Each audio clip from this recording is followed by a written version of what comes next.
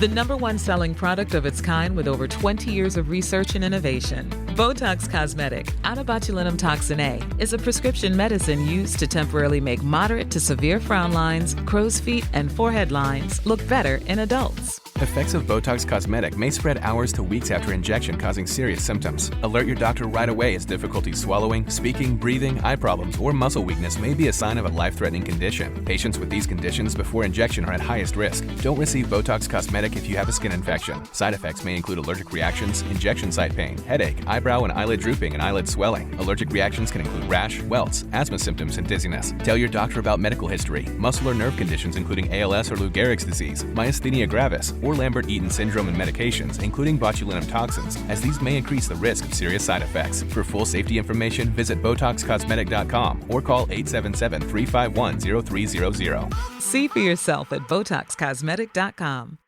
This message comes from Greenlight. Ready to start talking to your kids about financial literacy? Meet Greenlight, the debit card and money app that teaches kids and teens how to earn, save, spend wisely, and invest, with your guardrails in place. With Greenlight, you can send money to kids quickly, set up chores, automate allowance, and keep an eye on your kids' spending with real-time notifications. Join millions of parents and kids building healthy financial habits together on Greenlight. Get started risk-free at greenlight.com/Spotify.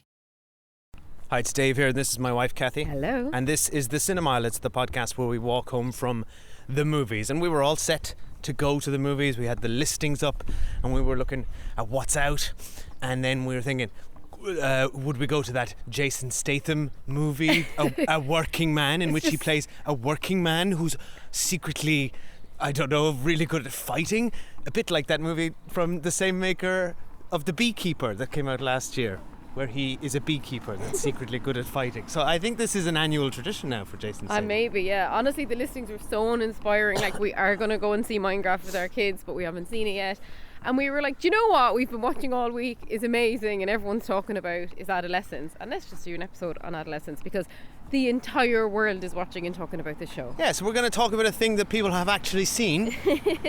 I think most people are probably aware of this already because it seems to be everywhere. But if you aren't, this is a show, a 4-part show on Netflix covering the arrest of a 13-year-old boy for murder in England, with the father played by Stephen Graham. And we've seen it.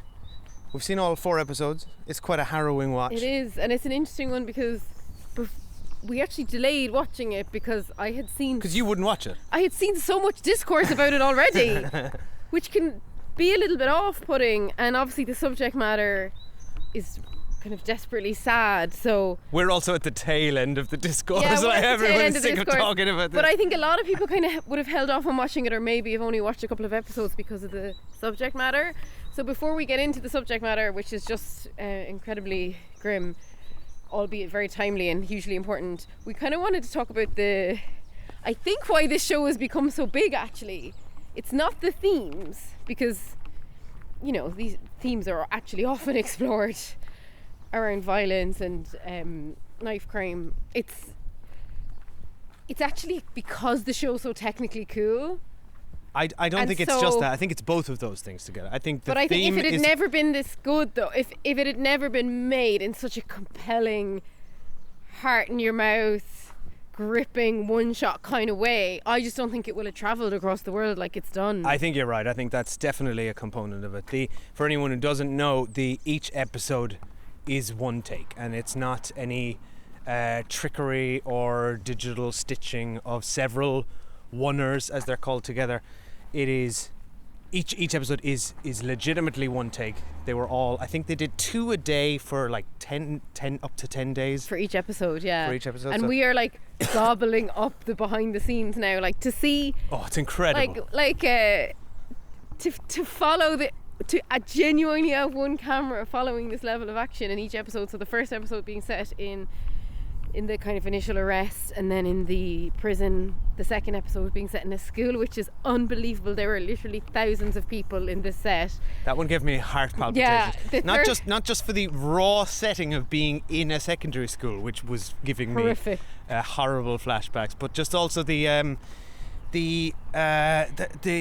technical, the logistical component of having 300 teenagers to organise in a oneer. It was unbelievable.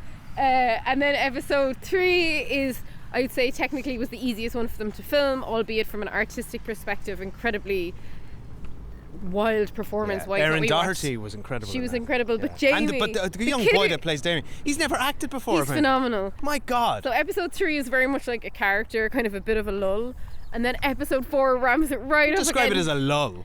I mean for the camera people. Oh, sorry, yeah. But from an action perspective, absolutely not. And then episode 4 is again like some feat, like so much driving cars involved. haven't. They're driving places. Like episode 4, the camera person starts in a shed, and then you see them. You can watch. They have a short 15-minute behind the scenes thing on Netflix, which isn't enough. Why aren't Netflix producing? No idea. Like, I'd watch a whole 2 hours on. I'd watch a half hour on each episode. Yeah, and you see them passing the camera through windows up the stairs to each other. There were 2 primary camera men who were passing the camera back and forth. Yeah, upstairs you see them. Probably the most impressive technical shot is the drone shot at the end. Oh, it was unbelievable. Episode 2. And we were watching episode 2 and the drone shot was happening, and I suddenly turned to Dave and wait, is this still part of the one? Yeah, it's just like still part of the winner. And that's what's so cool. incredible about this show is the technical stuff never takes you out of the moment. It's not getting in the way of the story or the acting. It's only complementing it. To the point where you're just in it, suddenly you're flying up in the air and you're just thinking about what you're watching, and then you have to, your brain kicks in and you're like, hang on. Yeah, like you said, and then you're like, how did they do that? And turns out they just literally attached the camera to a drone, up it went, and then someone picked it up on the other side, which sounds so simple. It's just incredible. But what an accomplishment. We're going to get into the themes and everything now, so what we're going to do is we'll take a quick break and we'll be back with full spoilers at that point. So we will be back with full spoilers on Adolescence. So good, so good, so good. Just in and so good. Thousands of spring finds up to 70% off are at Nordstrom Rack stores now. And that means thousands of fresh reasons to rack. How did I not know Rack has Adidas? Vince, Calvin Klein, Rag & Bone? Obsessed. Why do we rack? For the hottest deals. Save on Madewell, Kate Spade New York, Sam Edelman, Joe's, and more. Great brands, great prices. That's why you rack. All right, we're back. So full spoilers now for the show Adolescence on Netflix, which you should all watch, I think. Yeah, we absolutely recommend. Yeah. Forgot to say that. It's an interesting one to watch because we watched interviews with Jack Thorne last night because we were trying to hoover up, around this show after we watched it because it's so good. And he was saying they actually wanted to start with a position around, and Stephen Graham, who kind of co-wrote it and is like basically produces it, they wanted it to be about knife crime, and then they didn't want it to be a kind of blaming the parents show or pulling up like kind of typical storylines, which is when they kind of realised that they wanted to go down the kind of internet route, the phone route, the kind of incel route, which is the stuff that we know is happening around the world, particularly to young men, where they're very much being exploited by the internet, incredibly so. Just to correct you there, I don't think he said specifically that's the route they wanted to go down and explore. It was rather, he said they wanted to present a myriad of contributing factors to how a teenager could do something like this. Not to say, oh, it's that, or oh, it's that.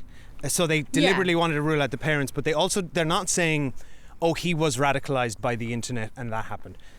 That is one of the things that they are hinting at, and what they're saying is there is no easy answer. There is no we as a species want the easy explanation for explaining a horrific event that none of us can wrap our heads around, to how somebody could do that. And the show is genius in that it deliberately doesn't present you any easy answers. It presents you a lot of contributing factors that makes a human being who they are and why they do what they do. And that is, I think, fascinating. Because, but yes, as you say, he did explicitly say though that he wanted to have the incel and the internet as part of the Correct, motivation yeah, that for is the one of character. the contributing factors for sure. Obviously, having watched it as well, another contributing factor is that he was being bullied via social media. Yeah. And it's opened up this incredible discourse, and like, you know, everyone in the world, and I'm really glad like people are taking this as a call to action to like think about their children's phone use, to speak to their children about their phone use and their online behaviour. But a part of me is like, lads, we all knew this was happening. Like, how clueless are people? Like, why is Keir Starmer going to meet the creators of this show when Keir Starmer is the Prime Minister and knows what knife crime is like in England and knows how children are being abused on the internet? Like, this is not new information. Well, I'm kind of gobsmacked by the fact that it takes a fictional show to make people talk about the fact that young children should not be watching misogynistic content on the internet and young children shouldn't be bullying each other on the internet. Like, we all know that. And it just kind of annoys me that I'm so happy this show has sparked that debate, and I'm also horrified that somebody like Keir Starmer thinks it's appropriate that he'll go and meet the makers of the show instead of actually doing anything about the issues in the show. Well, can I say, I mean... And sorry, I've just gotten really annoyed, but like, honestly, it is annoying. But can I say, to your point around... Yes, it is frustrating when social issues that should have been addressed long ago are only entering the discourse because of entertainment and culture mediums. And this is why we love entertainment. That's not how it should be done, sure. But it's the power of entertainment. Like, it's a good thing. Well, that's what I was going to say. I mean, you have to then look at it from a positive lens. It's why is this happening? And it happened a couple of years ago with that ITV drama around the post office scandal. Yeah. As well, right? Something that had been lying there with very little in action, a huge travesty and injustice, which finally was back on the agenda. So, and that is the power of like TV and film that we love. And these are just mass communication devices. One, so Netflix have access to a far larger audience than PM questions or the mainstream media. I mean, right? the fact I think this will have taken Netflix off guard, like how phenomenally internationally successful it's been, because it feels so British. It feels like something that should be on the BBC. Like, they're beating the BBC at their own game, like big time here. I know, right? I wonder if BBC would have been presented with it and passed it up. Who knows? But the other reason why you have to acknowledge that TV and movies can communicate the job. Can communicate social issues to large audiences better than non-profits or political advocacy or any of the normal routes which we should be following to drive social impact and change is quite simple. It's because it can boil complex issues into its purest form and present the human impact at a very, very small and intimate level. And that's, I think, also furthered by the decision to make each episode one shot, because you are in it with these people. Yeah, you really it is are. incredibly intimate. It is like a stage play, but it's not, because theatre, there is a distance, there's a physical distance between this you. camera is right up in their faces. Exactly. You cannot get away from this. And I think what the show did cleverly, really cleverly, is show us that he actually has two genuinely nice parents who have a nice relationship, who literally thought they were doing well by their son, thought he was safe up in his bedroom, and it takes until episode 4 for them to acknowledge, do you know what, we should have checked what he was doing. Yeah. We knew he was in there. Like, they said he would come home from school, he wouldn't talk to us, he'd go straight up to his bedroom, he'd be on his phone or on his computer, and we didn't know what he was doing, and he'd be doing it till 1 a.m. and it takes them up until episode 4 to say, like, do you know what, we should have checked on him. And I think, I'm hoping, and when we saw Jack Thorne being interviewed, he said many parents have messaged him saying, like, because of this show I've had, like, you know, real, like, genuine conversations with my teenager that I haven't had in years. And it's not just about teenage boys, you know.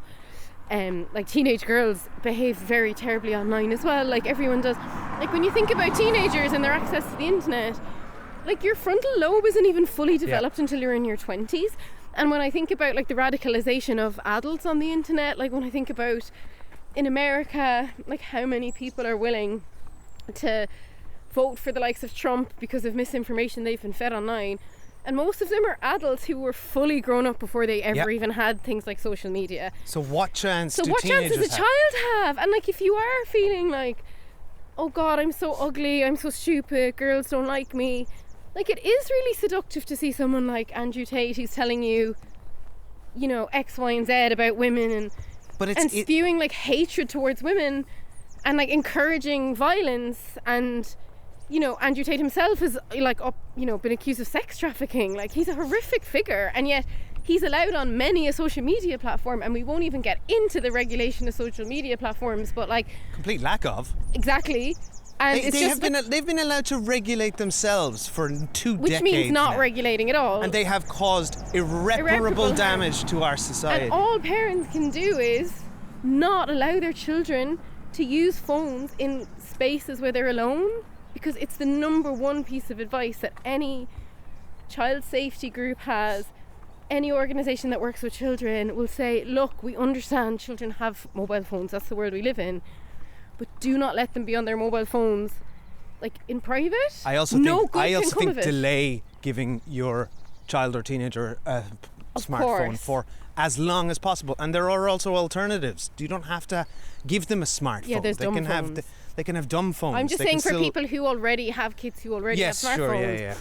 The answer probably don't allow them in and also adults, don't bring your phone into the bedroom either. Yeah, I know, it's just bad for all of our mental health. Not only for the myriad of social reasons that we've just outlined, but like you won't get any sleep. But we're all addicted to tech, right? And like, you think about us, like we didn't get our smartphones till we were like in our 20s. Yeah. We're addicted to them. We have to consciously force ourselves the generation to put them down. Before us, the boomers are addicted to technology. Nobody is immune to it. How cruel is it then to hand this to a child and expect them not to become addicted, and then worse, expect them not to, like, we understand, and like anyone who reads about technology understands, like for a fact, when a young girl goes on to a social media platform for the first time, she will almost within less than a week be being served diet content, eating disorder content, kind of body dysmorphia content.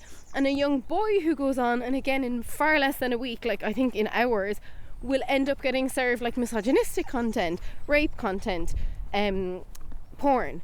So this is what people are allowing their children to engage with. And like, I'm not on my soapbox, I'm just like, I'm glad that if people didn't already understand that this show might help them understand it. Yes. Because maybe it's just something that I was aware of because of like the kind of media I read, and maybe other people weren't aware of. So I'm really glad that this show is telling people that. But I just don't understand, it just really bothers me that like politicians are trying to like, oh yeah, I've watched Adolescence, like Simon Harris in Ireland, who's our Taoiseach, he's basically like, oh yeah, I watched Adolescence, it's great. It's like, okay, Simon Harris, and like, now we're going to do something about it. Regulate the big tech, because they're all in Ireland, their headquarters are here, so actually do something about it. Don't just tell us how you watched Adolescence and expect us to think that means anything. Yeah, really grinds my gears. Well, I agree.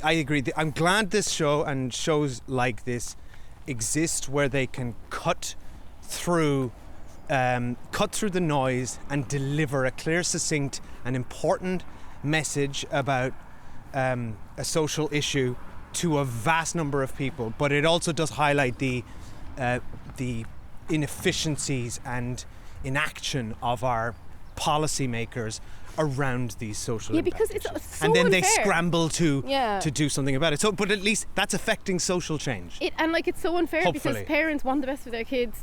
They buy them phones or give them phones because they want them to be contactable. They want them to be like within their friend groups, engaged.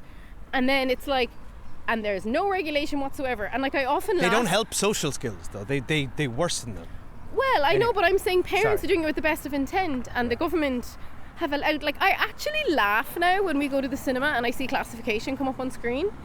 I know, Because it's so absurd, I'm like, isn't it? okay, great, I'm glad, because it helps me decide what films to bring my kids to, but anyone over the age of 12 is just watching whatever they want on the internet, and here we are telling, you know, a tiny percentage of kids that now go to the cinema, like, that they shouldn't see X or Y movie. And it's just, it seems so quaint. it's farcical. Yeah. But that actually should be the system that's on the internet.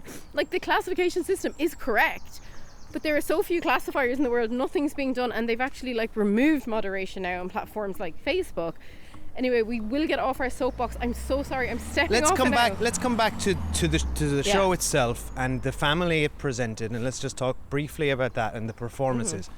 Because I thought the young actor that plays Jamie was just incredible. Like, he did he's phenomenal. A phenomenal job. Because that is not just the pressures of having to perform in any situation, but on top of that, the one take pressure. I know. I mean, and working against like formidable actors. It's like being in theatre, but you know, I actually was thinking about it, and like he was saying how he just like had learned all his lines, and he didn't even need to think about the lines. He just knew them all in an interview we watched him with, and I was like, young brains are so, like what we were saying about how like young brains can be warped by stuff.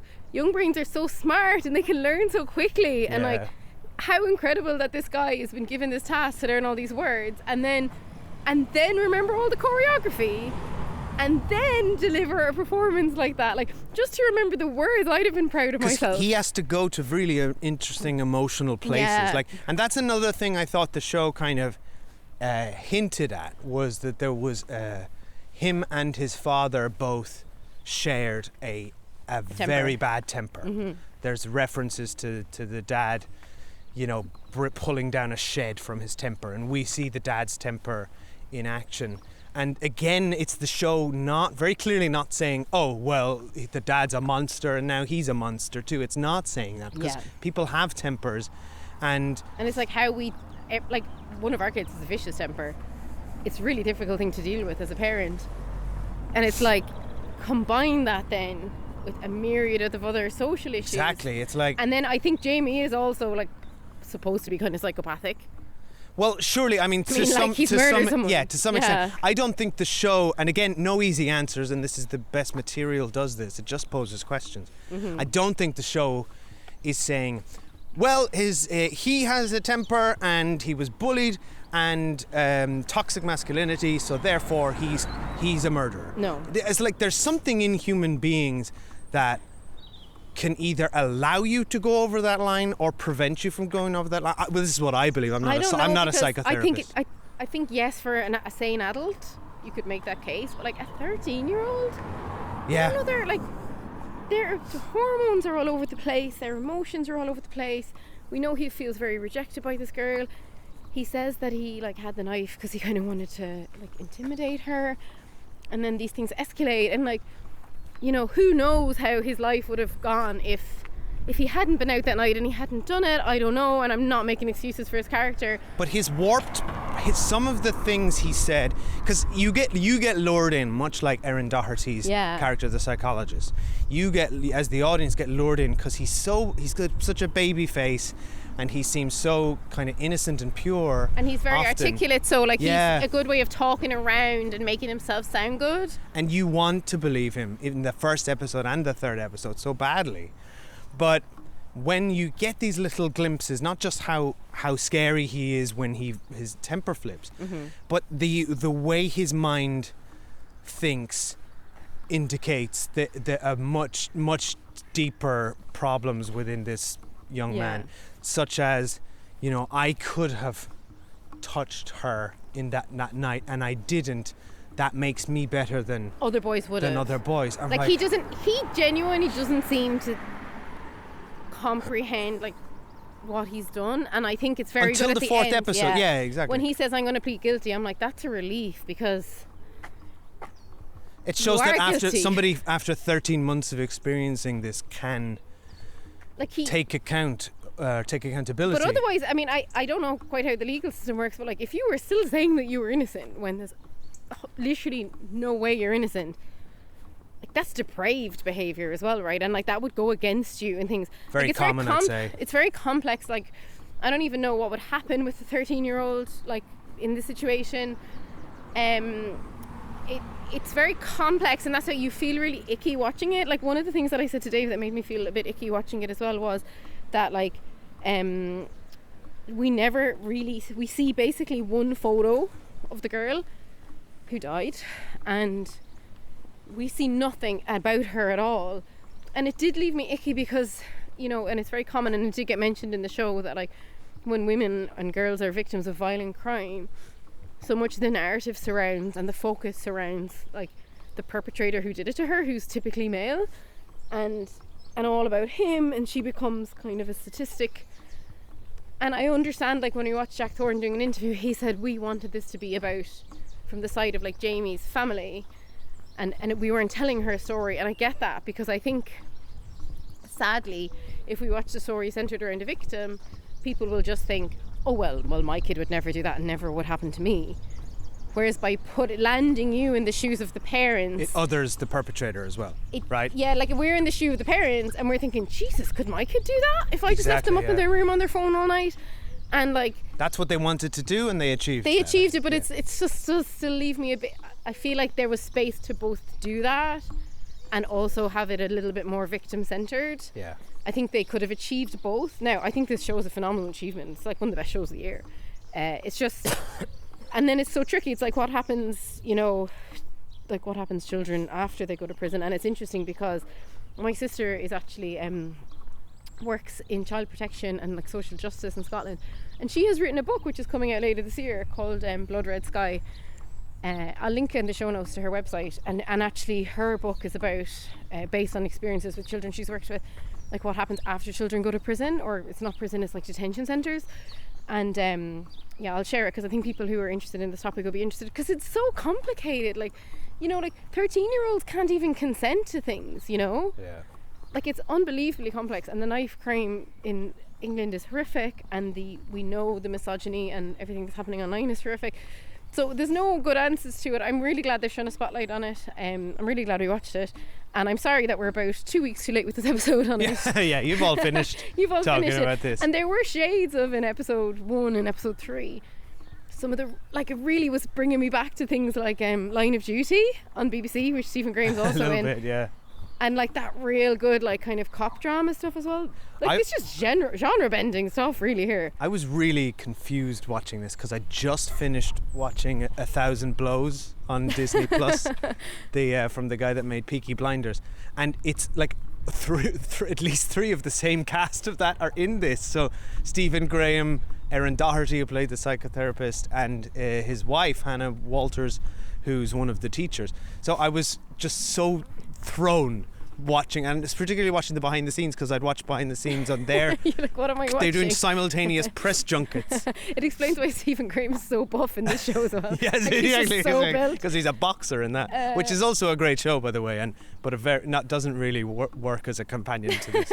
And then finally, Dave, you might want to mention there's something we've signed up for, which is Smartphone Free Childhood, which is a pledge where you just sign that your child isn't going to have a smartphone before they go to secondary school, and the idea is that you share the pledge with your child's peer group or friend group, so that as parents you'll know that a couple of you have signed the same pledge, and it removes the peer pressure, right? There's feeling also, you need one. Yes, that's right, and there's also a delay option for secondary school or high school if you're in the UK students as well. I think this movement, this is a movement that's only a few years old. It was born off the back of a mother's viral post, and she's turned it into a not-for-profit with her partner. It's called Smartphone Free Childhood. I think it is getting a lot of attention right now. I've signed up to a lot of local groups here in Ireland. You can set up your own local groups. It's about empowering parents to, you know, take back the power and to work together as a community to, because if you can cut off the peer pressure yourselves. Like, if your child says everyone in my phone has a class has a phone, and then you actually speak to the parents, a lot of them won't want to give them the phone either. No, they're doing it because of this perceived peer pressure. It's a vicious cycle. Whereas you know, parents do have a lot of control in this, and it's not just about that. It's you know, there's useful resources there. Jack Thorne has come out himself and advocated for this movement. He has a 9-year-old, I think. So yeah, just check that out if you're interested, I guess, in any of the subject matters related to this show. And yeah, we're gonna go see a Minecraft movie next, I promise. Yeah, we'll see something. Yeah. Fun. I'm not really. It looks terrible. A Minecraft. I think it looks movie. good, actually. I want to watch. Do you think it looked I good? do, You yeah. looked at that trailer and you thought, this is the kind of movie I need to see. I thought it's a fun thing to bring the kids to. Oh sure, no, Yeah, the kids are that's going to what have I a mean. blast. Yeah, I It's mean they're like beyond themselves. So anyway, But what about your own brain and what you have to witness? it has Jack Black in it and Jason Momoa. I laughed at the trailer. Oh my God. Anyway, we shall be back next week talking about Minecraft, and thanks for listening to us talk about Adolescence. If you want to talk to us, you can email us at thecinemile@gmail.com, or you can message us at thecinemile on Instagram, Letterboxd, or YouTube, or Blue Sky. Bye. Bye. Thanks for listening. It's crazy what your brain tells you to do when you're a kid.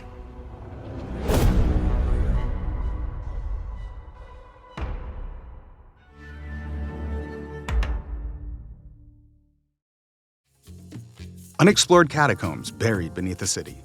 A crumbling castle perched on a mountain peak. A top-secret government bunker. A cursed mansion cloaked in legend. I'm Sasha Auerbach. Join me and Tom Ward every Wednesday and Sunday as we reveal the mysteries and histories of abandoned places around the world and ask, where did everyone go? Brought to you by Like a Shot, makers of Forbidden History. Search for Where Did Everyone Go on your favorite podcast platform.